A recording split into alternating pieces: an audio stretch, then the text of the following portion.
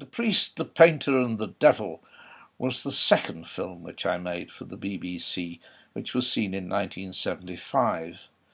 By then, of course, I'd done a great deal of my own research and the story was beginning to alter considerably.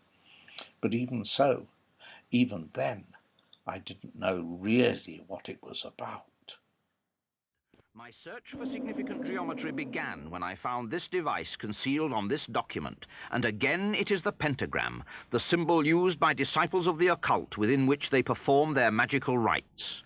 If Poussin is indicating anything here, it is the mystic pentagon. The creative force seems to radiate from the shepherdess's mind. Does she echo the Albigensian belief that all physical matter created is the work of a god of evil? Over the centuries, the influence of the occult has waxed and waned. And at the turn of the century, Saunier's time, as again now in the 1970s, the power of magic was for some minds a potent attractive force which they tried to harness. Long months of work have gone into the unravelling of all these ingenious clues. But my fascination with these puzzles and preoccupations with thoughts of treasure had obscured the simple truth which now seems to me to lie behind Saunier's sudden wealth. That truth seems to lie in the realm of the occult, of which these age-old symbols are relics. The parchments themselves make no great effort to hide a key to that truth. Yet again, this document picks out more letters, easily identified by their small size. They spell out, quite simply, Rex Mundi, King of the Earth, an epithet applied to the devil, the Albigensian creative god of evil whom Saunier placed in his church. Many theories have been put forward concerning the significance of this figure, but I realized that the meaning of the whole statuary group was simple and quite startling. Rex Mundi, King of the Earth, supports the holy water. Above that, there are salamanders, creatures of fire. And crowning all, the four angels, creatures of pure spirit or air. What message was Saunier trying to pass on? What statement was he making? Air, fire, water, and earth. The four elements of alchemy. Again, imagery of the occult placed here by a 20th century priest, and just outside the church is the chateau, whose round tower is called the Tower of Alchemy. We are told that the alchemists were searching for a way to convert base metal into pure gold. But this was only a physical counterpart of the true alchemist's search for a way to transmute base man, creation of the devil, into pure spirit at one with God.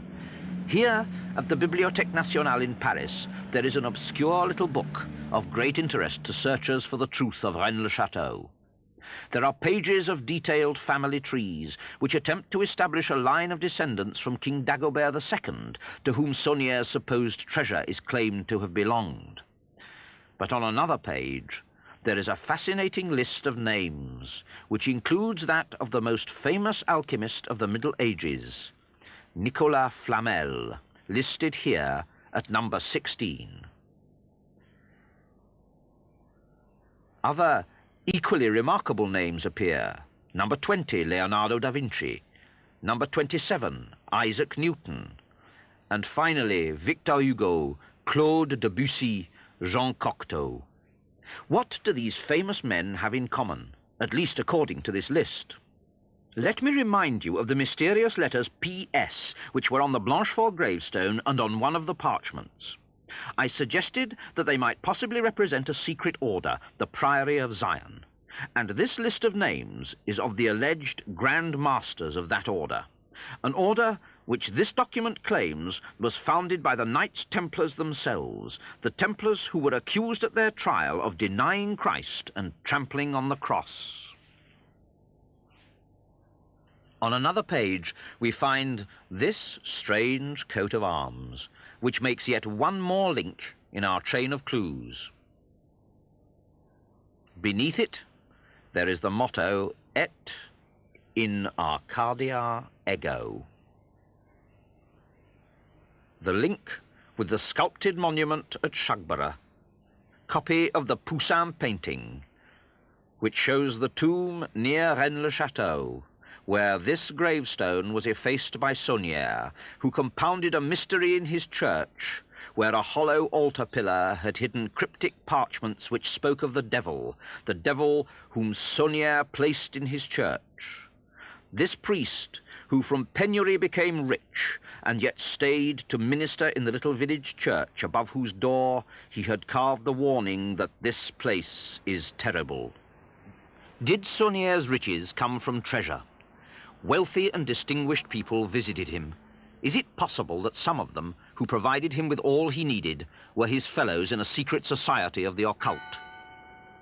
On his deathbed, he made a confession that profoundly shocked the priest who heard it. Did he admit that, though a priest, he acknowledged, like his heretical forebears, the supremacy of the devil? He knew that after his death, people would speculate on and search for the source of his wealth. And that search has led me down a tortuous trail. For too long, I had threaded a labyrinth, at the heart of which was a simple truth. Simple, obvious, and staring.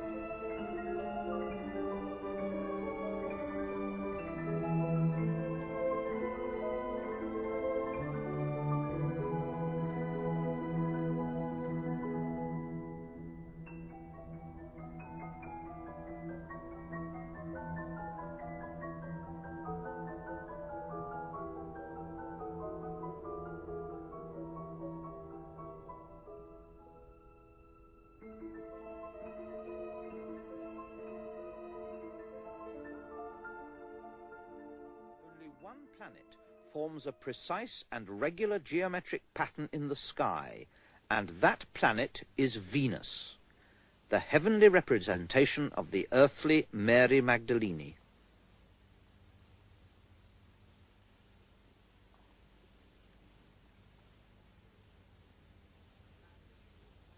And the pattern she draws, as regularly as clockwork every 8 years, is a pentacle. As above, so below. At Rennes-le-Château, village of Mary Magdalene, we have the perfect pentacle, the earthly counterpart of the perfect pentacle in the heavens, the secret and hidden pattern of Venus, the Magdalene. Each pentacle precise, known, yet hidden.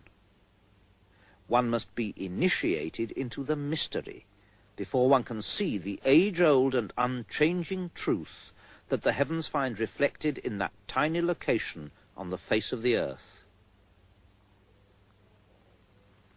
Here was the link between the worlds of matter and spirit, between base and corrupt man here on earth and the twinkling firmament where dwelt God and all his saints. Mary Magdalene, the medium of a secret revelation, was herself the image of the secret revelation in the sky. To the medieval mind, to the alchemist, to the Templar, to the Priory of Zion, such an image was immensely powerful, immensely potent.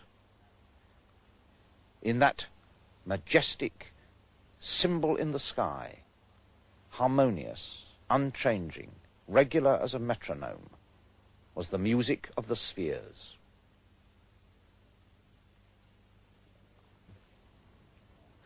The real treasure of Rennes-le-Château is not one of gold and jewels.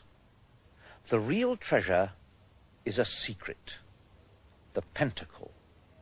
A secret which held immense potency in the past, and which for some people still holds that potency today. Shape, I am told, has a property. In other words, certain shapes do certain things. can a pentacle really do something?